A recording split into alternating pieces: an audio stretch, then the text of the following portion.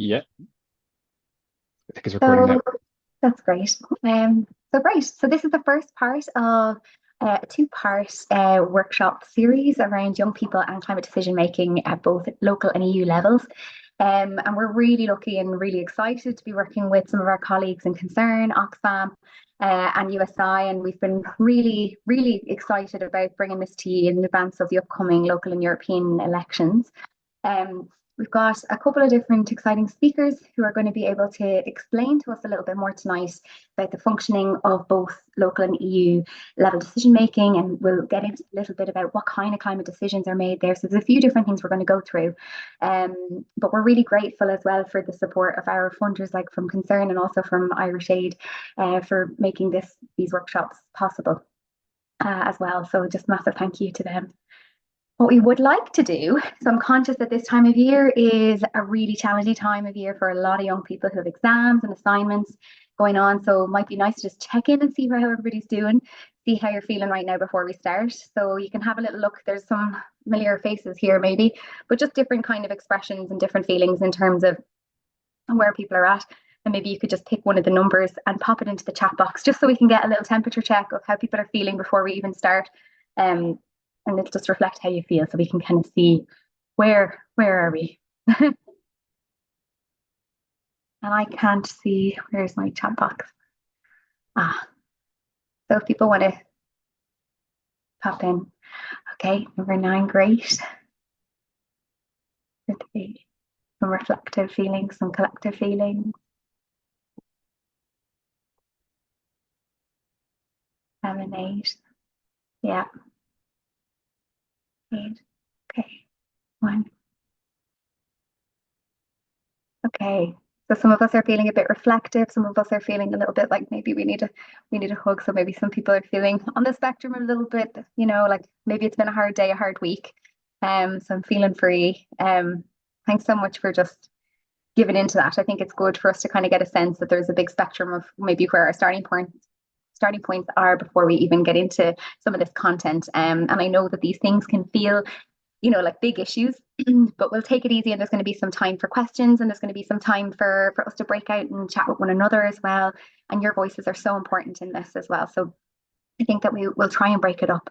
But keep us clued in on how you're feeling and if that's changing or if you need more or less of anything. So for tonight, so the aim, we know that local councils and the EU, they really play a major role in protecting people on the planet, but hopefully tonight we'll be able to refresh and hopefully strengthen our collective understanding of how the council and the EU Parliament actually function, as well as getting a better understanding for what some of those kinds of climate related decisions that actually get made at those levels as opposed to only by our national government. So hopefully this will provide some helpful knowledge and information that you'll have in advance of the upcoming elections and before hopefully most of you head out and take to the polling stations. Um, so this is our agenda. So we're going to do our welcome now. We'll gather some speaker input in a moment from both Saeed from USI and Saeed from FO Ireland. And we're really grateful to both of them for joining us tonight to be able to bring their expertise and their knowledge to us to help us to better collectively understand these issues and these functionings. We'll do a Q&A. We'll have some breakout groups. And then we'll gather some of your feedback, which hopefully will feed into next week's workshop as well. And then we'll kind of go about closing the session and gathering some more feedback from you. But just before I do that, I might just stop sharing here for a moment and I'll ask my colleague Sinead to be able to open up a Mentimeter. Okay. Perfect. I'll open that up now. So if everyone has a phone or if they have like another tab on their laptop, if you want to open up Mentimeter and I'll start presenting and you'll be able to get in. So I'll just share the screen. But before that, you have the code on the presentation, Emma. Yeah, it should be. Do you want me to pop it up? Yeah, do you mind sharing your screen again? Just show the code and then I'll start presenting and I can share my screen there. I think everyone here is pretty well versed in the world of Mentimeter. Perfect. So that's the code. So if you want to pop that in to your phone or your device, whatever you're using. Someone might have an iPad, go rogue. Yeah. And I'll share my screen then once people start getting in.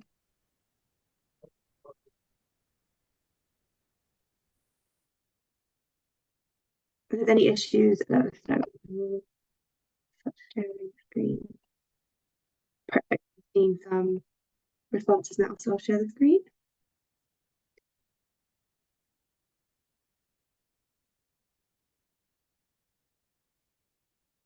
Perfect. Can everyone see that?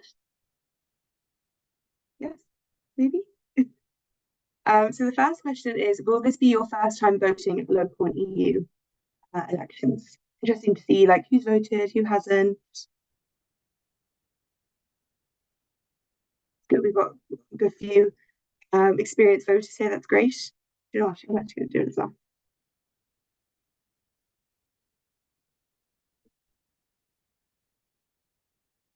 Just want to make sure. Has anyone not got in, or is everybody in?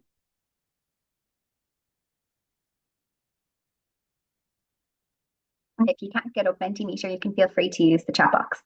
Yeah, you can answer the questions in the chat, whatever is easier. Okay, we might just give it a minute, just let people get in.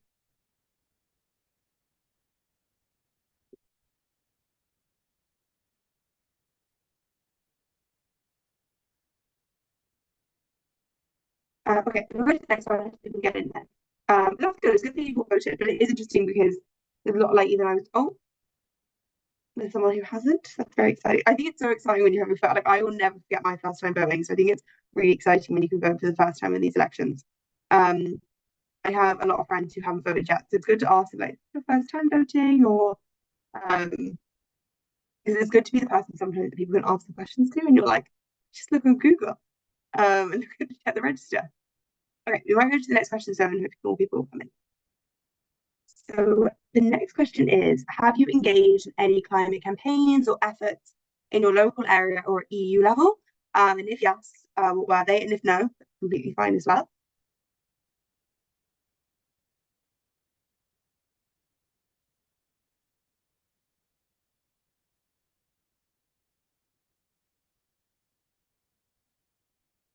One future campaign. Very good.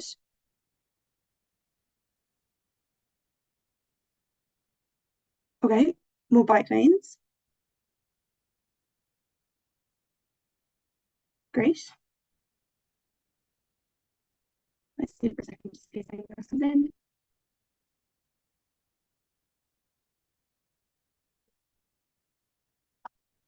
Local level, tiny towns. There's probably a lot of stuff that people don't even realize is like climate related. And it's just like, oh, that's just like a community effort. Some local initiatives, which are long term, so not exactly campaigns. Yeah, I think it's like if you can do stuff at local level, which I think can really feed into what can become more aware for local politicians or just people in the area. Campaign petitions, local biodiversity, growing together, excellent, amazing. Oh, lovely. In future, okay, it's great. Right, right, so this is a ranking question. So if you ask yourself the question, I have a good understanding on how local councils function. Would you say you agree with that statement? Go, yeah, actually, I really understand how it functions, or no, I disagree with that statement, I'm not sure. Or you can be in the middle where you're like, so.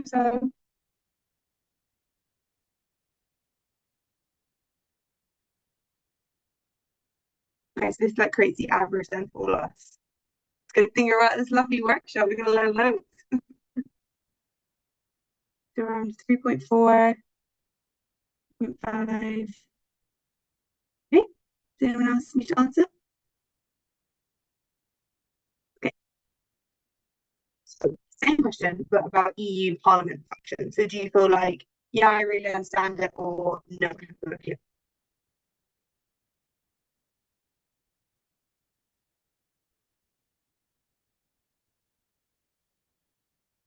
Okay, so around the same. Okay.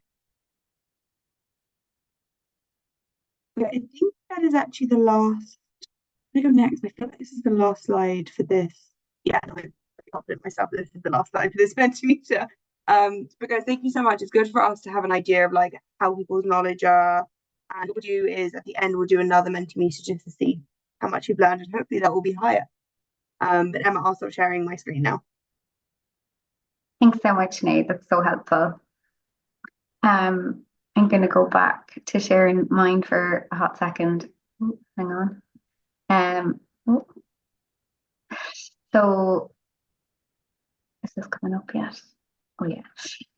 So just a couple of things as well for housekeeping. So if you haven't already got your name on your, if you want to rename just for to make sure that we all know your name, and also if you want to put in your pronouns and maybe the county that you're joining the workshop from, it's nice for us to kind of get a sense of who's in the room, but also we'll be doing some breakout groups later, and I think it's really nice that you have that in there just for before you start chatting. So it might just be something you take a bit of time to do. So you just right click over your image and press rename and just type it in there. We're just going to keep, I think everybody's already, we're all so well versed in online engagement now, but yeah, just mute our microphones when we're not speaking. But just to be conscious, if you want in the chat box to remember to put an L in the chat box, because we're talking about a lot of these things, and there'll be a bit of terminology around the functioning of both local level and EU level kind of decision making.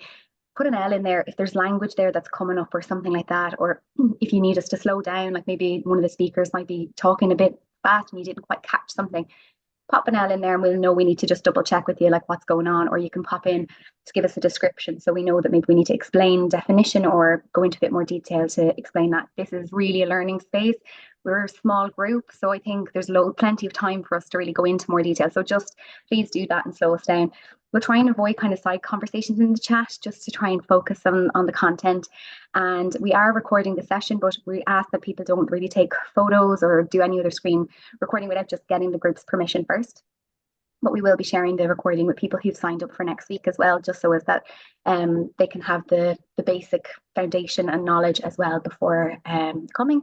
But please feel free. Your webcam is always really nice. We love seeing your faces, but just don't feel it's necessary. It's totally fine.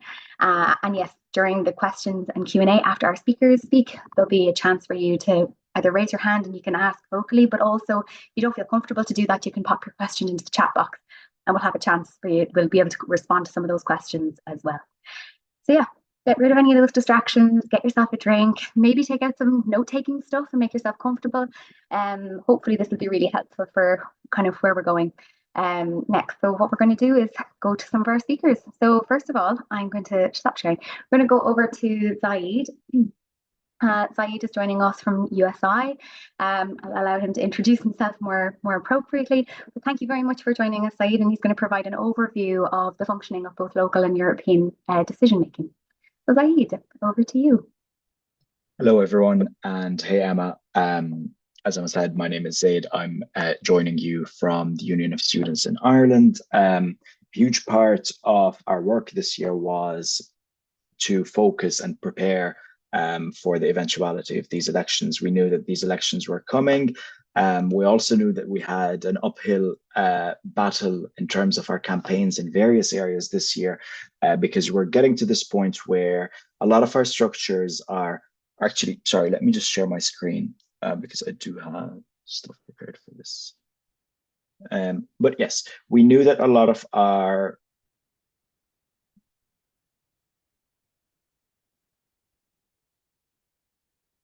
Sorry, can people see this presentation?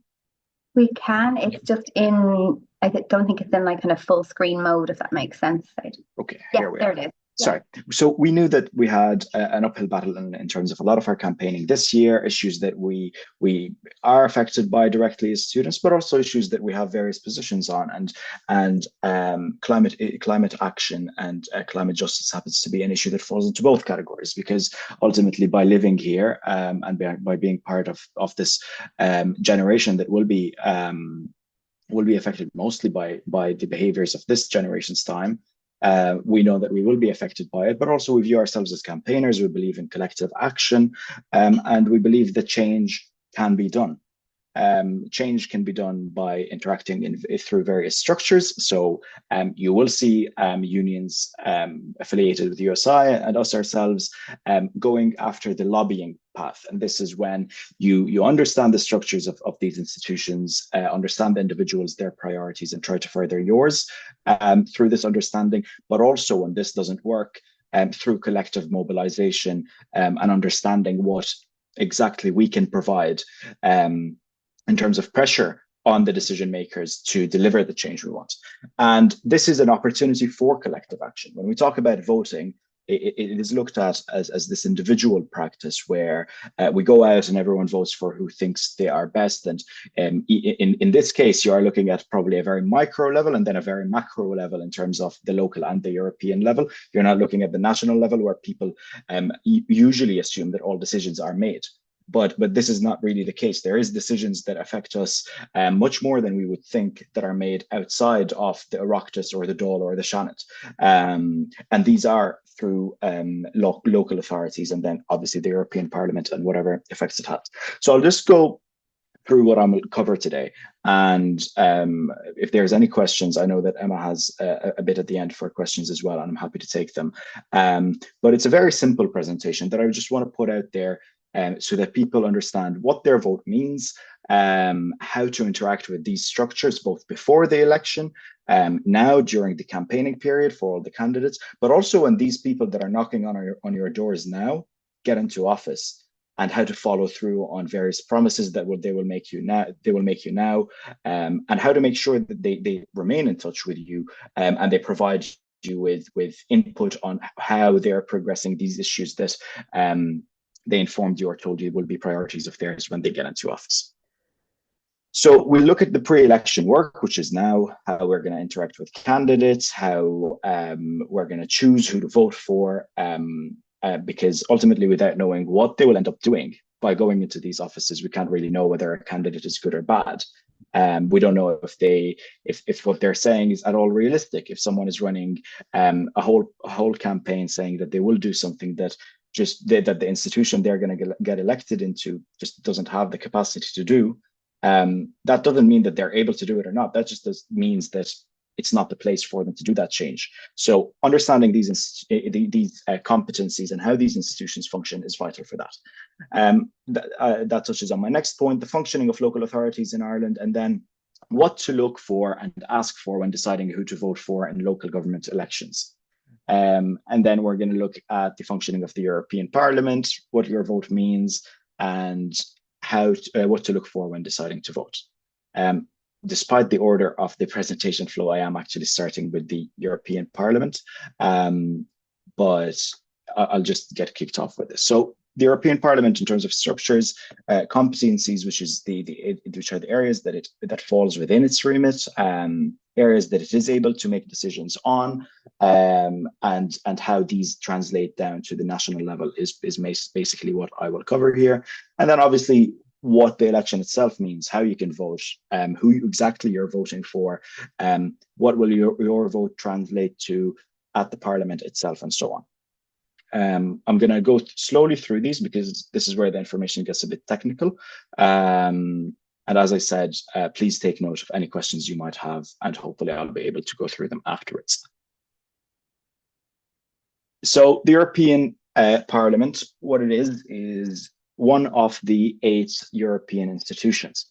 But the interesting thing about it is that it's the only institution that we directly elect.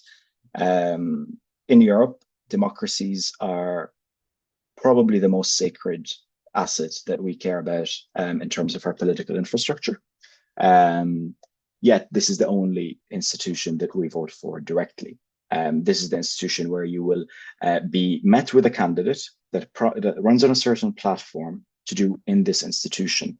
Obviously, you have the Council of Europe, the European Commission, etc. These are people elected into different roles, perhaps roles in their national capacities, either as heads of states, parliamentarians in their own states, and so on, and by virtue of that, moving on to institutions. So this is the main key difference we know, and I think we will begin to see what sort of influence we can further through this fact that people are coming to us for our vote, specifically for going into the Parliament. It happens every 5 years. It currently has 705 members. That's going up to 720 members. That also means that while 5 years ago Ireland had 13 MEPs, from this election cycle, we'll have 14. These are divided across 3 constituencies in the Republic of Ireland. You're looking at Dublin, where 4 MEPs are elected, in the south of Ireland, which, if you can see here, there's a small map that shows where the line kind of starts on the bottom left. The blue constituency is the south of Ireland, and then you got the Midlands, North and West constituency, which also elects 5. So a total of 14 we've got. So what does the Parliament actually do? And this is, as I said, most importantly looked at in terms of actually understanding what a candidate is pitching. If a candidate appears on your door, seem to have a plan or an opinion about every issue that they discover that you care about, it doesn't mean that they'll be able to do this promise or execute this promise when they actually go in.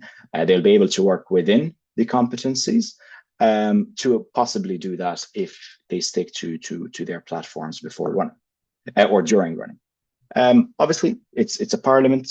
While it operates on a very macro level, and it affects and its decisions take effect in fairly different ways than our national parliament does, it still looks after legislation.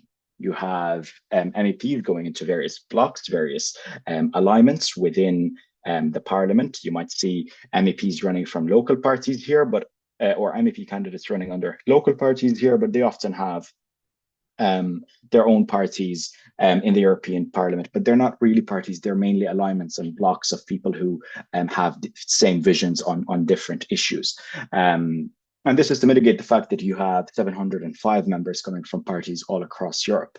It won't be easy to have, for example, one coalition and leave the rest to be non-aligned, like we see in national parliaments. It must be smaller factions of MEPs acting together on certain issues that they care about. Issues that we've seen the Parliament legislate on through the drafting of regulation and European law go from climate change, consumer protection, international trade with Europe, security and defense, and foreign policy of the Union.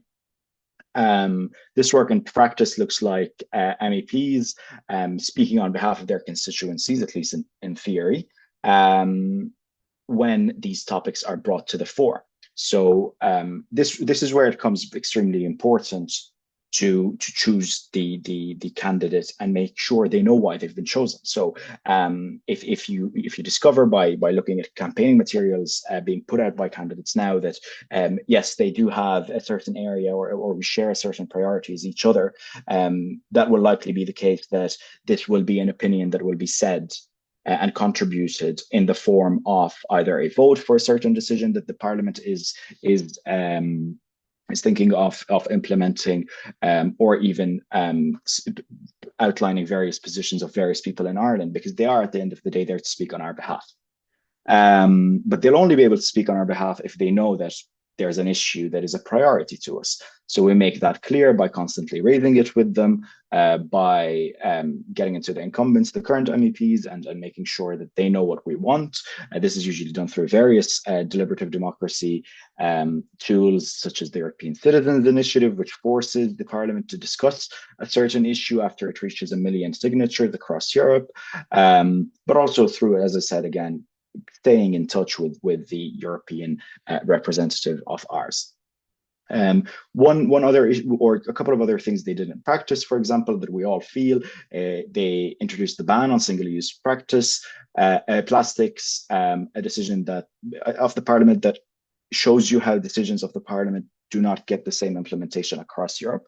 Some member states go a step further than others, but the Parliament sets the wider policy and urges all member states, depending on the type of the policy, to follow through. So this could be negative and could be positive in certain progressive changes that they're bringing through, such as this ban on single-use plastics, or even the various work that they've done over the past 18 months, I believe, on nature restoration laws, for example, could be in some cases positive. But there is some concerning trends, for example, when it comes to the Parliament, when you're looking at issues of security and defense and the increasing militarization of Europe, ultimately increasing the spending on the single largest source of emissions, for example, without being posed as such. The war industry is the single largest source of emissions, and decisions that might not seem very clearly direct to climate change or our targets on that do at the end of the day contribute to it in a way or another. So understanding how holistic the Parliament is can show how these competencies interact, how its work in one area is not in isolation of its work on another area. But at the end of the day, there is certain candidates with certain ideologies that we need to kind of extract what positions they have on the issues that we care about now that we have the chance. They also allocate resources to various EU agencies based on the priorities. So all the resources needed to make change in different areas are allocated by the Parliament through its approval of the budget. So this is, again, a huge function on how the Union as a whole functions. They have an oversight function. So we have the European Commission, which is the closest thing to a government the European Union has. They make sure that they stick to certain work plans of theirs and achieve on certain mandates given to them by the people through the Parliament in other ways. And then in terms of just specific competencies in climate change, to expand on that a bit, they set our targets. We have certain targets benchmarked across different timelines, and they set these targets for member states of Europe so that we can deliver as a continent on climate justice. They promote the use of renewable energy sources by member states, and they work on multilateral commitments to move towards such options, and they explore trade options as well that increase the availability of such options as well. They allocate funding for climate change measures, and they implement and achieve EU targets as well. That's mainly what I have on the European Parliament. And I hope this covers generally what it is, because there is so much to cover with the European Parliament due to its breadth. But it's very important to know that the functions of the European Parliament and its decisions do get implemented through direct effect on the ground here. So while issues like housing, for example, might not seem like a European issue, by looking at what a candidate is saying about housing and what solutions they are providing, for example, you would be able to extrapolate from that what they think about various other things.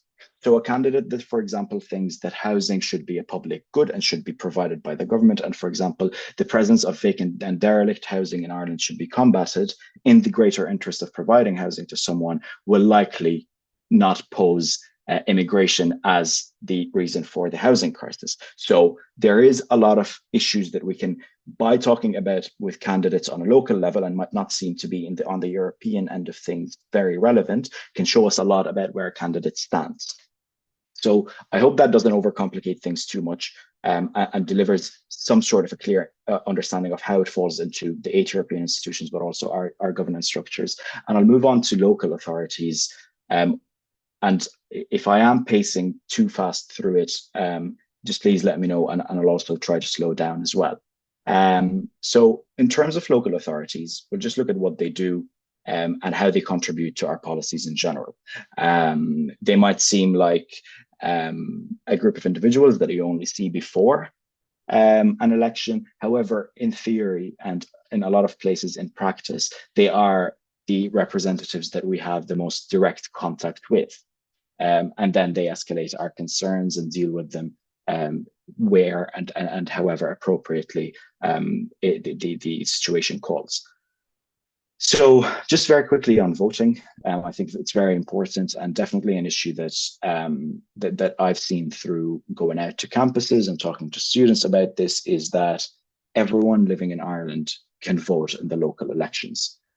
You can vote for the local authorities in your area, regardless of your citizenship or how long you've been in Ireland, so long that you have a PPS number and an Irish residency permit if you are a non-citizen. And obviously, if you are a citizen, then you can vote, but it makes no difference what nationality you hold. The defining feature, I suppose, about local government elections is that they're huge. There is 166 electoral areas across the country, with, I would say, more than 1,000 candidates running altogether. making it extremely difficult to reach all candidates, as opposed to the case with MEP candidates, because as we said, there's 14 seats, and candidates are within reach and are contactable directly before the election. However, when it comes to the local government election, the contact happens on a grassroots level. It's not the case that an NGO or a civil society organization or a union, in our case, for example, in USI, can sit down with all the candidates and make sure that they provide certain pledges and certain things. Organizations come to people and work with people on the local level to deliver this change bottom up. So we discuss about what our priorities are, how we're going to push them through our various canvassing interactions we have, and how we're going to follow through on them to deliver a single unified message. Each city and council are divided into local electoral areas. There is no real consistent basis for doing this.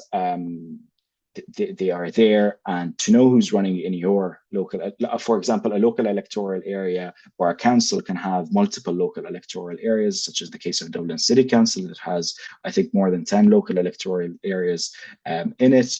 But a simple way to know who's running in your constituency, apart from looking at the polls outside, is going to irelandvotes.ie. It'll show you who's running, what party they're in, and any sort of official channels they might have. Candidates are representing parties at the end of the day. That means they're members of their own parties. And this itself is a way to influence change, even when it comes to national policies, because members of parties decide what parties think on certain issues. And as a member, they have a vote on how the policies of their party go, what their party has, what position their party has on a certain issue. They are the people that choose their party leaders, in some cases senior ministers, Taoiseachs, etc. They all can contribute to the same party and work together with the TDs and the senators to bring the issues that local residents face to the national fore.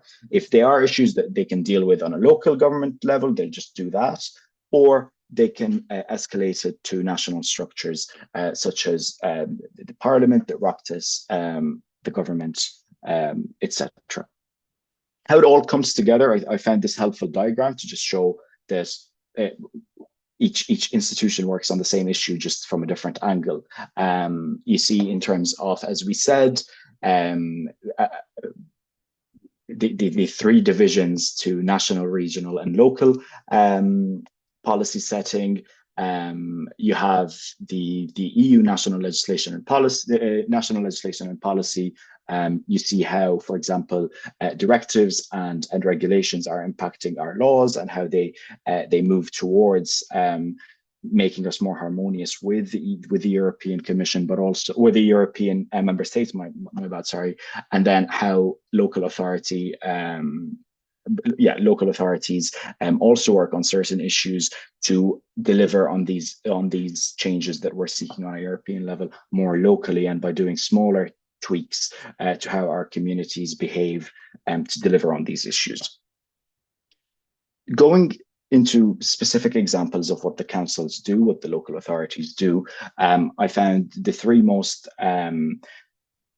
topical issues at the minute are housing, climate, and transport. So in terms of the council, obviously we hear about housing so much in the Parliament, by the government, and it may seem as a result of that this is an issue that is only dealt with at a government level or at the Parliament. But in fact, the council has a lot to do. The council issues compulsory purchase orders for land that can then be turned into houses. Councils, of course, deliver public housing. They make sure that public housing is going to the public and social housing is affordable, and it's going to the people that need it, and that it's secure. They have a very large voice in planning, and make sure, for example, in a time where we need more houses, a certain plot of land is not being given to be used for other purposes that we are not so desperate for example, as we are for housing. They have a wide control over our landscapes and licensing, what our roads look like, what our various neighborhoods look like, and then obviously they allocate resources accordingly. So they have the councillors have various priorities. Based on these priorities, they divide their work and their resources too. And these priorities can be altered by making sure that, or influenced by making sure that the people that have the same priorities as we do go on to join the council and make decisions from there. On transport, they hear the issues about transport from local residents, and then they advocate for better transport options, better infrastructure, better cycling facilities for residents based on the feedback they get. And often these are issues that can be dealt with at a local level without even the need to escalate to government level, which, you know, involves more bureaucracy, more time to solve an issue where it could be solved a bit quicker and a bit more efficiently on a local level. Finally, in terms of climate, they can change the infrastructure to deliver our goals. They can influence urban planning and development, advocate for immediate climate action climate change at the local authority level. And then finally, they can run various grassroots campaigns to deliver the behavioral shift we need by involving more people in these behavioral changes. That is all from me. I covered a lot, and in a fairly short bit of time, although I think I did go a bit over time. But if there's any questions at the end, please let me know and I'll expand on them. I'm going to send Emma Jane a few resources that we've put out about what you can ask your candidates when they come to your door, and how to push these priorities through. And I hope these can be found helpful by you. And thank you very much for your time. Thank you so much, Dave. It was so amazing. Really appreciate it. It was a lot covered, so I'm sure we're all burning with ideas and thoughts. But just in the interest of time, we'll hand straight over to my colleague, Sive. Sive, would you like to introduce yourself and take us through some of the issues? Hi, everybody. My name is Sive, and I am the climate advisor with Friends of the Earth. So I am going to cover some of the similar material to Zaid, but I'm going to try and focus in on some examples and some particular controversies and how you can get involved or what kind of campaigns might be effective. So I'm going to share my screen, and hopefully I have my slides ready to go. Can you see my, what is that? Yes, we can. Thanks. See my slides. Okay, brilliant. Okay, so Zaid has gone through a lot of the kind of structural information already, which makes it easy for me, but I can move my slide now. Right, so local government are, let me just kind of whiz through some of the things here. This particular diagram over on the right is from a document by an organization called Task, and it actually explains the decision-making process in local government quite well. And as you can see, it's not straightforward and it's not just purely hierarchical. So we've got 31 local authorities. You've got a decision-making that's a reserved function of the elected members who are elected at the local elections every 5 years.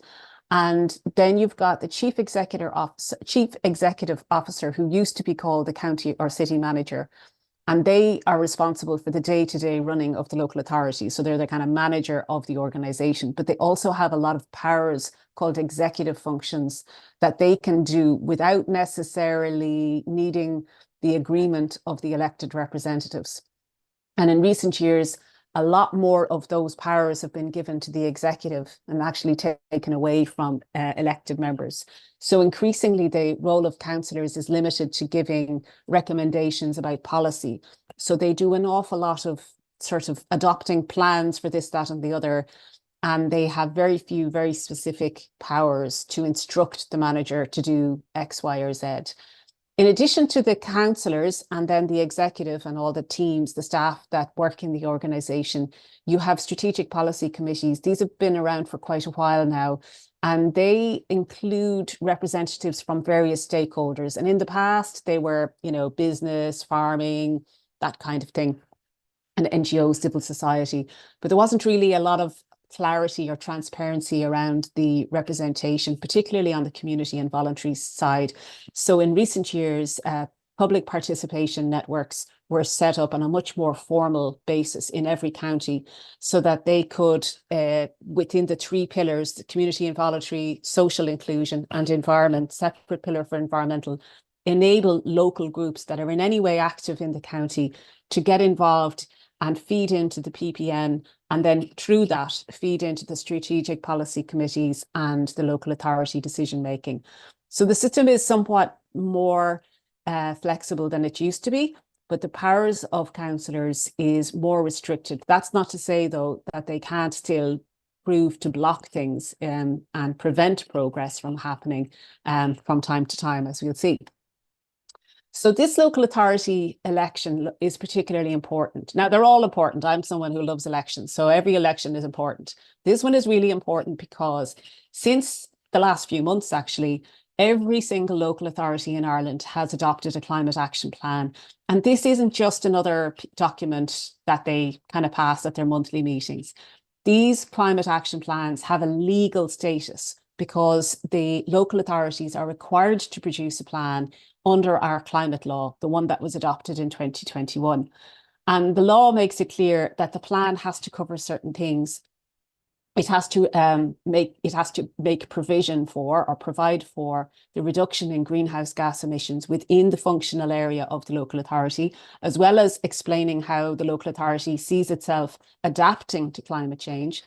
But in addition to that, it has to mirror, if you like, or represent a contribution towards the national climate action plan in terms of all the targets that exist at a national level, whether they're for greenhouse gas emissions or renewable energy, whatever. They have to be sort of mirrored in the local authority plan. So they're very important plans. And they've just been adopted, but that doesn't mean that local authorities couldn't come along and new councillors try to reverse them, try to make changes to the plan, or try to make sure in some way that there's no pressure on the council management to actually implement them.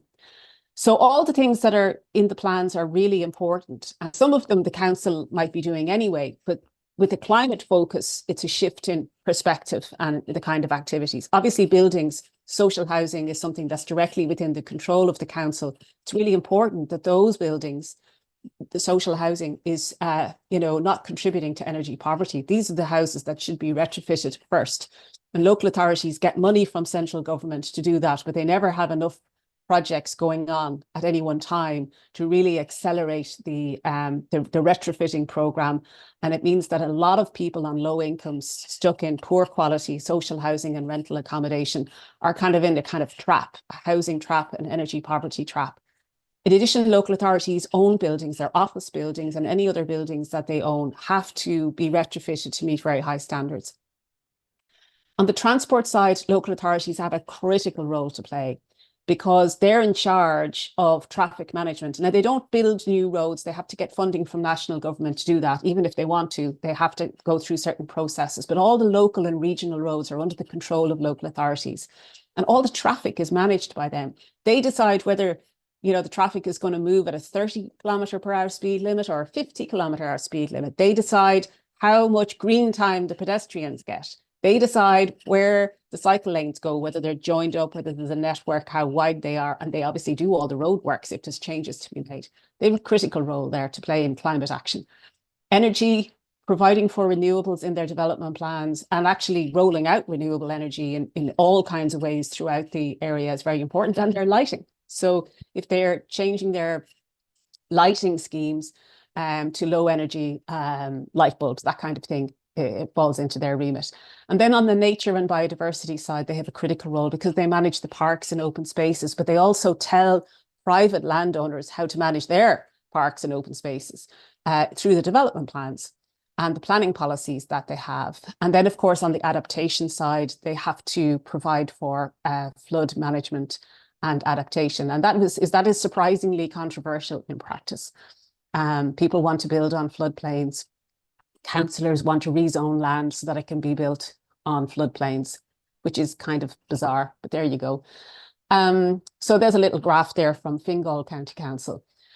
Now, what should happen next? So, I mean, these are quite basic things, but I don't think we should skip the point that all the new councillors, when they're elected, and hopefully we'll have, very climate literate ones that will be supportive of accelerated climate action. But the very least that they need to do is get some training in climate science and climate policy. And I'm saying that not because I'm trying to be kind of dictatorial towards these politicians, but we can expect a lot of independents to get elected. And we can probably expect a lot of independents that, let's just say, come from the far right and a kind of, maybe a sort of an attitude of hostility towards climate policy. They may be elected because of their positions in relation to immigration, which is all awful. But at the same time, they need to be steered in the direction of understanding why this is also important. Community groups will be able to avail of training as well. Now, the councillors will be offered training, but it's just really important because they need to understand the science behind it, and they also need to understand the legal basis behind what the local authority is going to be doing. So again, it's a kind of a boring point, but I don't think we should skip it. I think we should make sure that no matter who gets elected, that they work for everybody and for everybody's future. Now, I just have a few examples here. Okay, the first example, this is the Dean's Grange cycleway. Some of you might come from this area, know more about it than me, and you can fill us in. I didn't have a chance to put a thing in. So this was a proposal developed by Dún Laoghaire Rathdown County Council for an 850-metre cycle track, like no biggie, okay? That's not going to transform Dún Laoghaire. But because of the way it was proposed to come in front of some commercial retail outlets there, and you can see in the top right photograph, it was very controversial and there was a lot of opposition to it, but not as much as you'd think. So when the local authority did some consultation and surveys, it turned out that 63% of those respondents, all from the local area, were in favour of the cycleway, and only 8% were vehemently opposed. But you wouldn't have thought that by the way the media coverage and the kind of vocal opposition to these projects just gets so much prominence in all the discussion. And the reality is that they're now constructing it. So you can see those photographs I just took today from Dún Laoghaire Rathdown's website. And 3 years later, they're actually building it, which is fantastic to see. So safe, secure, segregated cycleways are absolutely critical to enabling children to cycle to school safely and for anybody else to cycle safely. And we know how dangerous it can be. So that means reallocating road space. And this is something local authorities can do. And it's something councillors often get to vote on. And they do it in two ways. First is a Section 39 vote under the Traffic Management Act, or I think it's Traffic Management. And that gives them specific powers. But in addition to that, I'm kind of mixing up Section 39. Section 39 is something that they can do without necessarily having to go out to public consultation. So they can, if they decide that this is a traffic calming measure, make decisions to do certain things just for the public good. And sometimes when it's a big proposal, I think this Dean's Grange one would have been a big one, really, in terms of its controversy anyway. They have to do a Part 8 under the Planning Act, which requires them to go out and kind of sort of seek public opinion through a formal process. So all of these processes are really important. And as from experience, even though things are generally going in the right direction, it's as if we have to fight for every inch of cycleway and every inch of footpath and every inch of a safe route to school. And where I live in Waterford, and in Tramore, there was €100,000 allocated for a school street that was blocked by the council. The council was lobbied by the local residents who were upset about their parking arrangements being disrupted. And as a result, that street lost out on €100,000 of beautiful landscaping. So the second example I have is pretty obvious. It's really, I suppose, around the development plan. So Ireland is going to have an expanding population.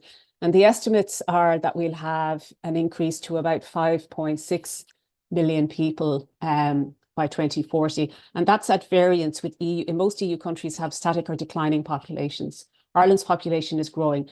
And the assumption is that it's because of all this inward migration. But in fact, it's the fact that we're not emigrating. Irish people used to all emigrate, and now they're not as much. So we don't have an exploding birth rate. We just have, fewer people leaving and more people arriving. And that's as a result of our growing economy as much as anything else. So we have to make provision for that. There will be lots of development that will need to take place. We need to find ways of housing everybody. But we have to be really careful that that's planned for and done in a very sustainable way, or we'll have urban sprawl stretching across the country. And in this diagram, and the reason I showed it was because you can see that all of the growth that's happening in Ireland is not just happening right now in the Dublin region, but it's going to continue to be like that.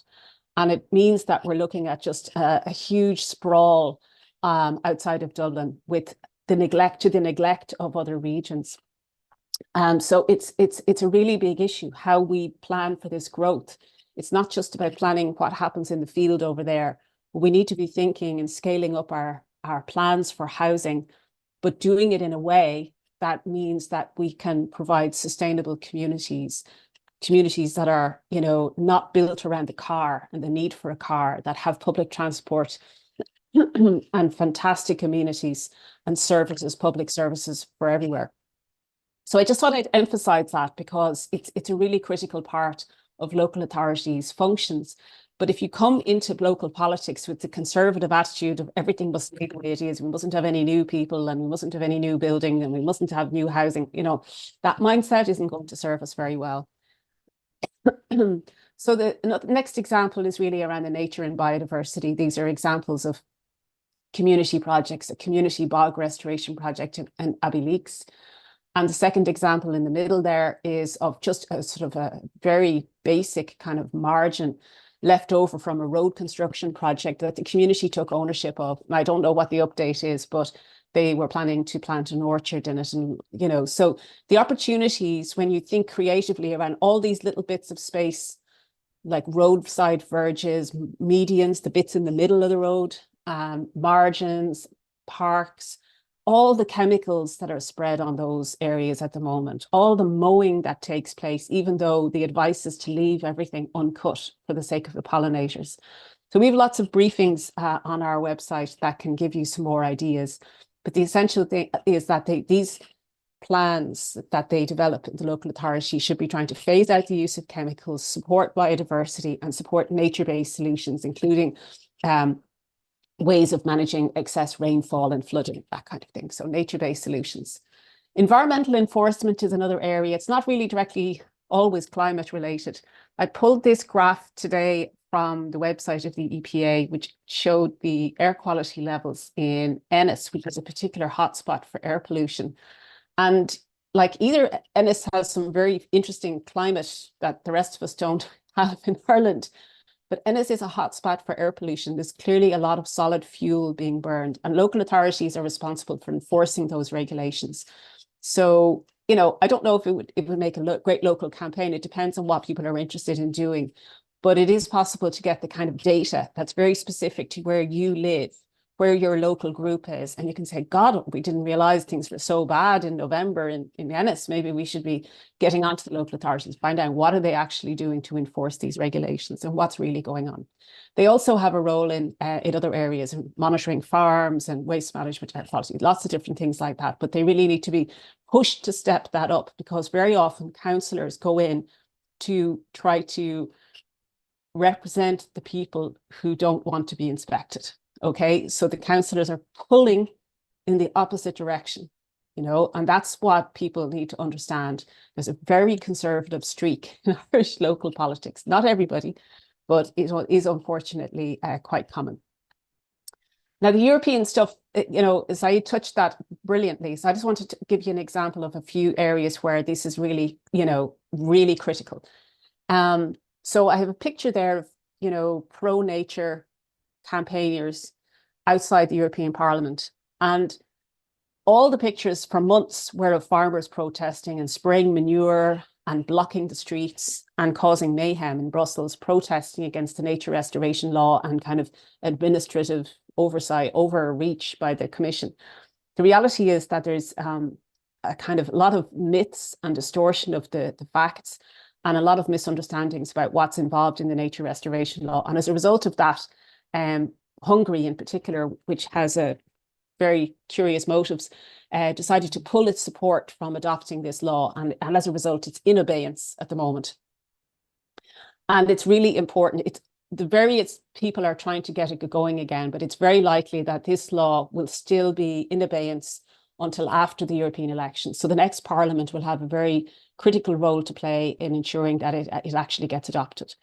And this is vital for European biodiversity, which has been declining rapidly over the last few decades.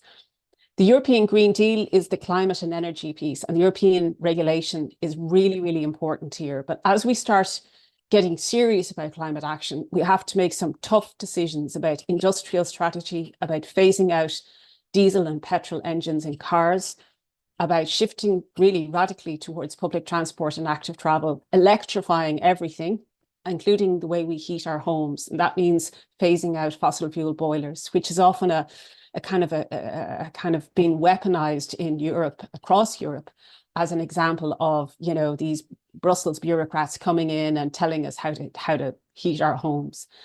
A lot of exaggeration and misunderstanding. So the European Green Deal is actually at risk of serious backsliding if we get a lot of parliamentarians elected across Europe that are kind of leaning to the right and wanting to slow everything down and weaken all these targets.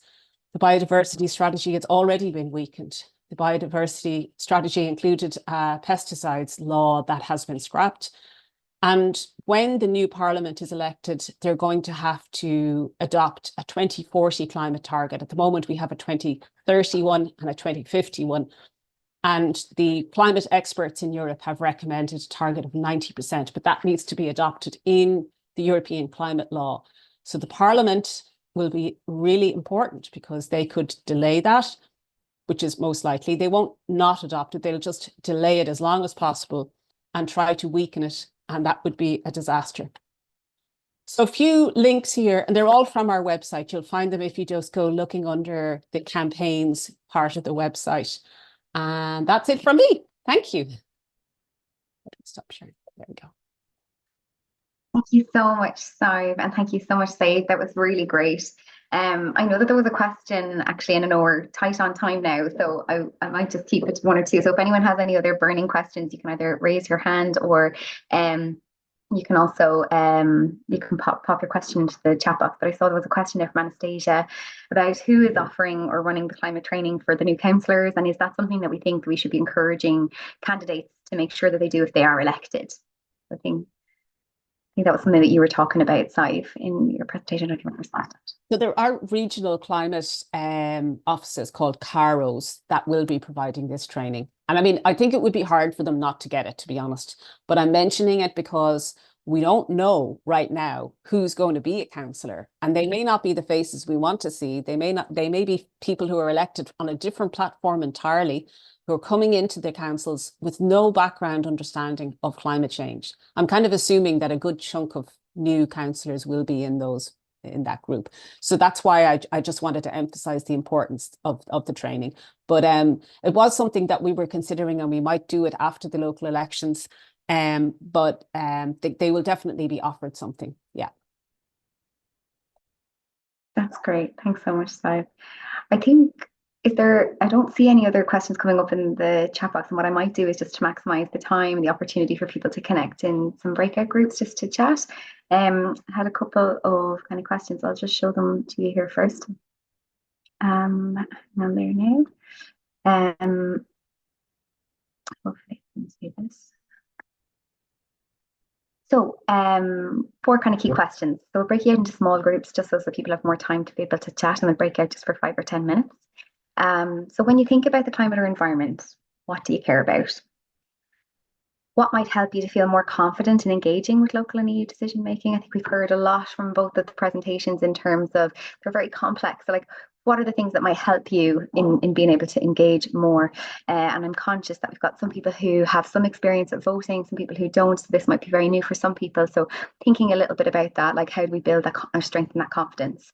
What might some of those challenges or barriers be, particularly for you as young people in engaging with these structures? And what kind of questions do you have for candidates, either at a local or an EU level, as a young person who is concerned about a sustainable future? Do you know what those questions are, like that you could ask if they came to your doorstep? So having to think a little bit about that. What I might do is I'll add these questions here into the chat box so everybody has them. Hang on. And then I'll break you out into groups. So we'll break, it's already 5 past, so we might just break for 10 minutes if that's all right. Good. Oh, I numbered them wrong. Sorry. 2, 3, 4. There we go. So those are the questions there, so everyone can see them. And I see one more question there about just wondering where I can find info on how the decision-making process of creation and enacting legislation look like at a local and EU level.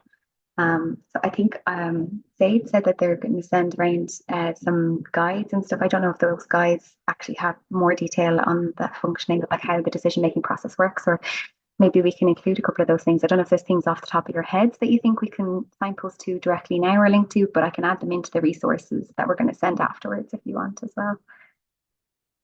They are covered to an extent in the stuff that I'm going to send you after, but I would recommend irelandvotes.ie. I think there's a bit of material there, and also the Electoral Commission website. It's very text heavy. It's very dry material, but it says how the various institutions make their decisions on it. But definitely touched on in both our guides on it. Thanks so much, Zaid. I don't know, was there anything that you had to add on any of that? But there's a lot of good resources out there actually, and the European Parliament website and the Commission websites are quite good. You can look for graphics that help explain it. I've come across some material myself and I'm confused. And you know, if you look at any one particular directive or proposal, it has a timeline showing you where it started, where it's at, all the different phases in adopting or changing the law. It is complex, but I think they do a fairly good job of making it as straightforward as possible and consistent ways of explaining everything. As far as the local stuff is concerned, I'm not sure. I don't actually know those websites that Zaid mentioned, but I suspect that the Citizens Information website would explain it really well too. And also gov.ie, our government website, should have information as well. But I can't be certain where they keep it. Gov.ie. Thanks, everybody. That's really great. Thank you so much. I'll open up the rooms now. So we'll have 2 different breakout groups and we'll come back in like, let's say 5-10 minutes, if that's okay. I'll give you a heads up. And the questions are in the chat and some great conversation. So Aaron, my colleague, is going to try and use a whiteboard and just see if we can capture a little bit of the feedback from the discussions, if that's okay. So I don't know if maybe somebody from each group would be willing to share some of the reflections. Would anybody be willing to unmute maybe from the first group? Which was group 1, Imogen? I'll tell you now. So group 1 was your group, Aaron. Oh, yeah, great. So Alina volunteered the feedback from our group, so I will let her just give some feedback, maybe per issue. Hi, yeah, I'll just go through it by question. So for the first question, we mainly actually talked about public transport and the over-reliance on cars, and yeah, because you need bigger policy structure to help you not rely on cars anymore. So yeah, the systemic overhaul is kind of needed. That's kind of the main point we talked about for this session. What are challenges in being able to engage more? Yeah, it's unclear who you should even email sometimes. And then there's more uncertainty around who actually then makes the decision. So yeah, kind of 2 levels of uncertainty around who to contact. Question 3, what might help you feel more confident in engaging? Yeah, connecting with other groups was something that we talked about. We didn't get to talk about it too much, but yeah, we were advised not to be afraid of what we don't know. yeah, and then the last question, we kind of only had one example as a question, which is, have you read the local climate plan? Do you understand it? Yep, perfect. Thanks, Alina. Does anyone from the second group want to feedback?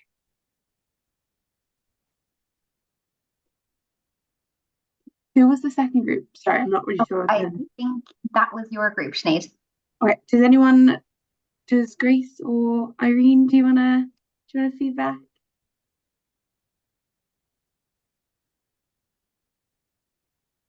No? Sorry, Emma Jane, I was struggling to unmute myself there. I don't know. I don't know how good a summary I'll give, but No, I have full faith. Don't put yourself down. 10 out of 10 already.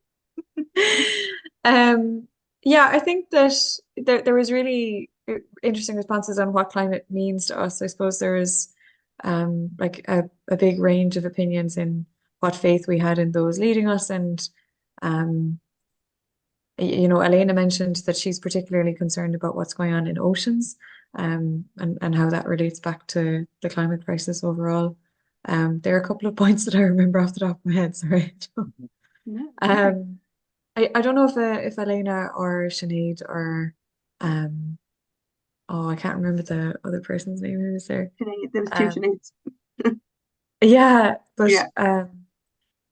if you have any points, please let me know. But or just feel free to shout there. But yeah, I suppose in terms of gaining confidence, Sinead mentioned like connecting with others.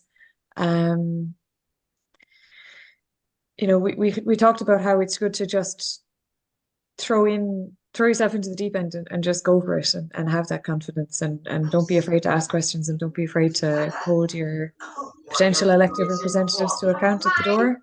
And I mentioned as well that something that would really help me have greater confidence is understanding how systems of voting and systems of deciding on legislation work at a local and European level. That would really help me become more confident in the decision around who I do vote for. And I don't know if we got to the other two. No, we didn't questions. we got very deep into the Yeah. conversation. The first one we spoke about for quite a while. But no, I think that encapsulates basically everything we spoke about. Yeah, Grace and or Sinead, has anything else? yeah, one point that Sinead made that I thought was great was that, you know, there is great leadership there. It's just about finding out who it is. And I don't know, Grace, if you have anything else to say. I'm sure I've forgotten. Sorry, I have been trying to get in there, but my the internet just decided to kick me out there for the last 2 or 3 minutes. My apologies for that. Yeah, we had a really interesting conversation. We were talking about, you know, we were talking about, I suppose, being confused about what they're actually trying, what decisions they are trying to make, and just being clear, trying to understand how those decisions are made and what effect they're going to have. You know, we talked about, I suppose, the whole, you know, the whole issue of those that are most affected by it are the ones that have the least resources as well. That it's, you know, it's constant, it's causing more hunger. You know, these issues aren't going away, and we did get onto the last talk asking about, you know, how can you feel more confident about it, and I think it is by, you know, talking to them, by, you know, staying in contact as much as you can and being clear on what they're trying to do, if that's possible. So I think that was the gist, unless I missed something else, girls, today. I think that was good. Thanks so much. Wow, Thanks, everyone.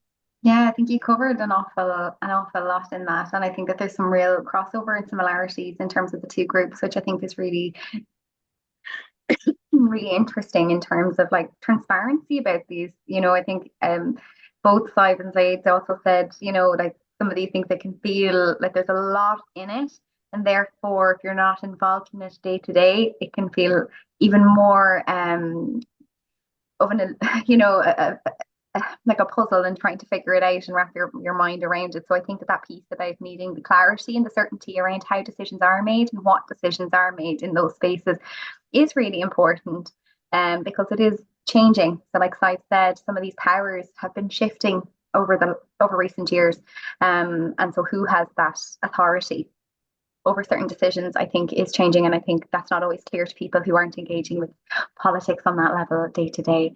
I think that these are really great. And what we'll do is we'll make sure to have these and we'll send them back out to you. And I think we were talking about maybe trying to also draft up some possible kind of sample questions and things like that for people to be able to ask candidates and stuff before next week's workshop.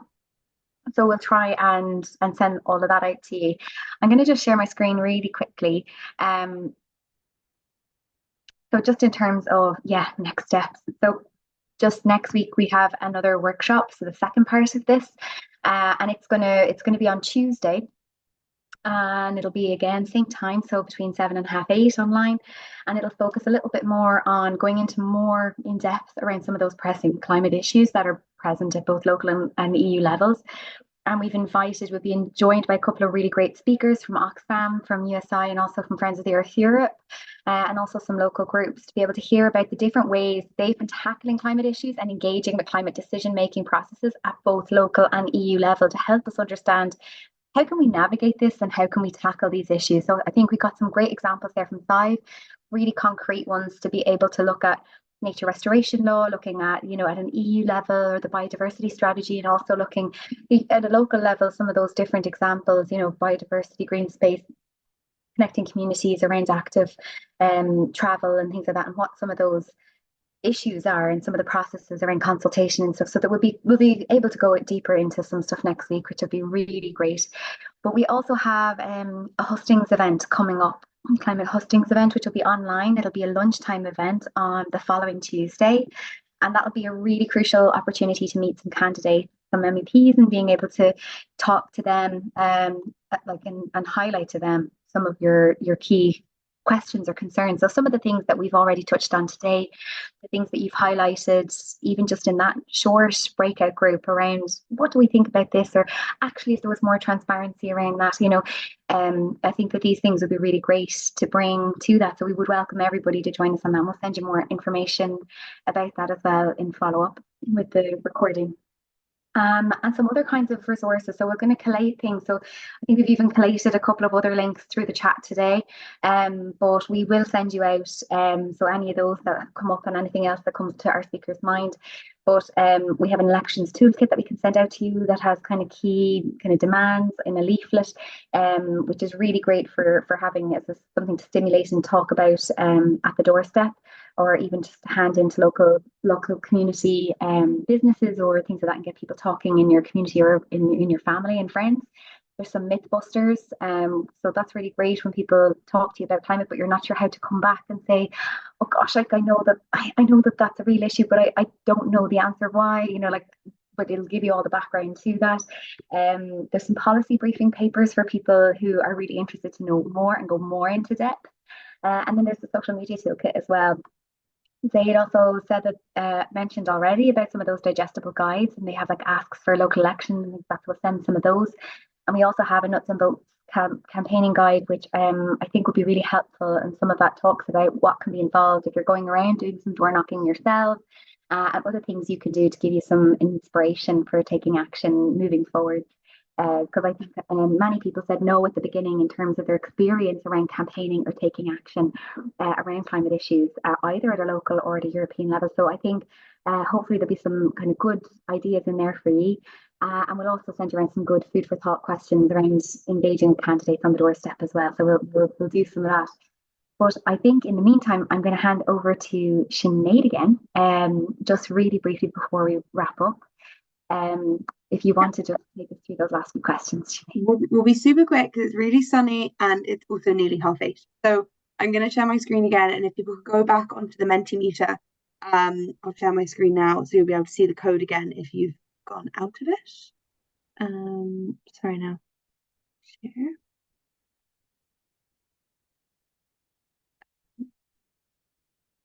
Perfect. Can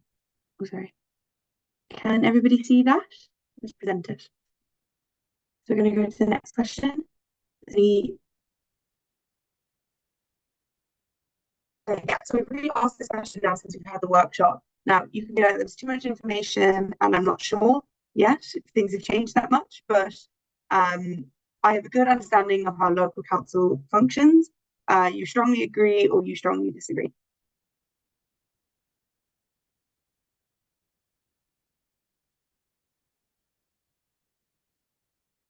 It's looking a lot better. That's good. Okay, that's great. Let's see if people come in. Okay, we'll go to the next one. I have a good understanding of how EU Parliament functions.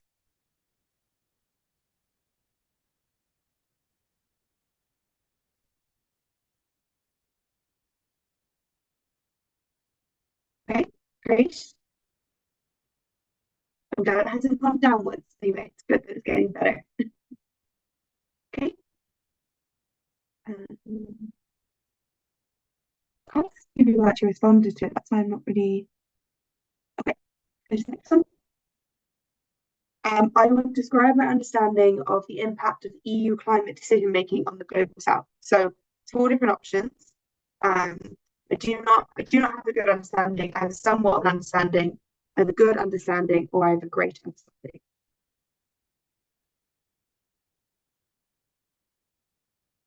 Okay.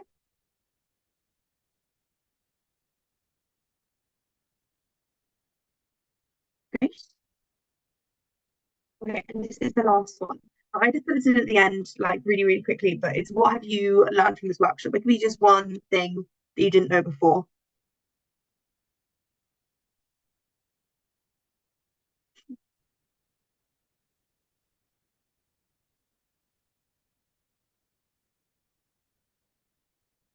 What areas the local authorities control. I learned that a lot of people get elected with no knowledge of policy. There.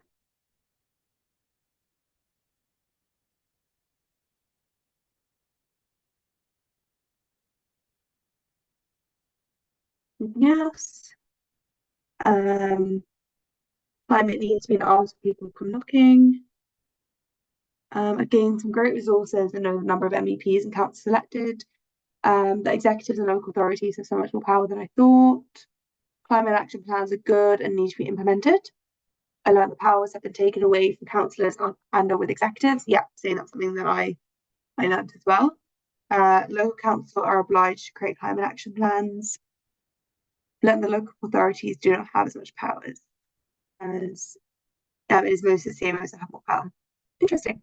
Okay, great. We can assume councillors understand climate issues when first elected. It's all great. Thank you so much. The vote is more important than we think, and we have a great impact. 100%. I think Aaron put it in earlier that Holly from Stockholm got elected in by 1 vote. So voting is very, very important. Housing and transport issues for councils. Yeah. Okay, these are great. Thank you so much. I'm going to stop sharing my screen now. We'll come back to Emma. Thanks so much for that, Sinead. I think it's really useful for us to kind of get a sense of the landscape of like kind of the learning and where we're at and where we feel maybe we could do some more. I really appreciate everybody taking the time tonight to join us. Sorry, we're about 3 minutes over, but we did start a little bit late. But it's really wonderful and really appreciate all of your time, your contributions, both of our speakers and our colleagues who've helped pull this off and put it together. And also for you as participants, because I think it's really great. And I hope that we will see you next week. We really are looking forward to it. It'll be another opportunity to hear from really great speakers and examples of campaigns and local action. Yeah, so really hope you do join us, and please, like, we'll share this with you, the recording and stuff, share with friends, and if you want to invite them to come and join us next week, we'll put the registration link in as well. I think it's always really helpful. Organizations like us, like, we put things up, but we don't have a huge reach for young people. So actually there's a massive opportunity in terms of knock on and, multiplying effects. Like, if you are sharing things, if you think it's helpful and useful, share it with your friends through your social media, so that then they will be able to say, oh, maybe I'll come along as well. People are more trusting that way too. So if you found it useful, please do share it with a friend. It'd be really great. We'd love to see you next week. Great. Thanks so much, everybody. Thanks, Emma. Thanks, everybody. Thank you so much. Thank Bye bye. you. Thank you. Thank you. Bye.